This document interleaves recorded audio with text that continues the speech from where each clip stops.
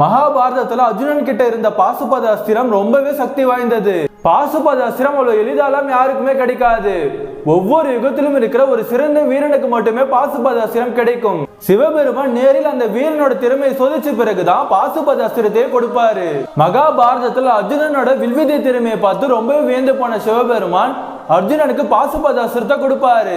பாசுபத அஸ்திரம் திரேதா யுகத்துல ராமர் கிட்டையும் துவாபர யுகத்துல அர்ஜுனன் கிட்டையும் இருந்துச்சு. பாசுபத அஸ்திரத்தை சிவபெருமான மனசுல நினைச்சு பயன்படுத்தலாம், இல்ல வார்த்தைகளால கூட ஓம் நம சிவாய சொல்லி பயன்படுத்தலாம்.